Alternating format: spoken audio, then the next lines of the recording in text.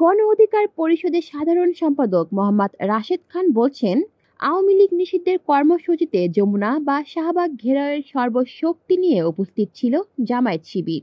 জামায়াত শিবিরকে কাজে লাগানো শেষ, এখন তাদেরকে পাকিস্তানপন্থী বলে চালিয়ে দাও। 12ই মে সোমবার নিজের ভেরিফাইড ফেসবুক পেজে দেওয়া এক পোস্টে তিনি এই কথা বলেন। তিনি বলেন, জাসি ও এনসিপির নেতাদের একসাথে বসে ও দাঁড়িয়ে বক্তব্য দিতে দেখা গেছে। আওয়ামী লীগ নিষিদ্ধের কর্মসূচিতে যমুনা বা শাহবাগ ঘেরাওয়ের সর্বশক্তি নিয়ে উপস্থিত ছিল জামায়াত শিবির। যমুনা ও শাহবাগে ঘেরাওয়ের 60% বিভিন্ন ইসলামিক দলের নেতাকর্মী ও মাদ্রাসার শিক্ষার্থীদের উপস্থিতি ছিল। জামায়াত শিবিরকে কাজে লাগানো শেষ, এখন তাদেরকে পাকিস্তানপন্থী বলে চালিয়ে দাও। এবারের ঘটনা থেকে যদি জাসির ন্যূনতম শিক্ষা হয়, তবে ডাক দিলেই আর আগের মতো দৌড় দিবে না।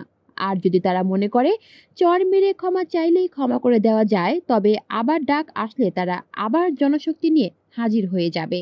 আর যদি তাদের রাজনীতির উদ্দেশ্যই হয় অন্যের আহ্বানে জনশক্তি সরবরাহ করা, তবে এক্ষেত্রে রাশেদ খানের কোনো মন্তব্য নেই বলেই তিনি উল্লেখ করেন। কলি শিকদার, বাংলা নিউজ নেটওয়ার্ক।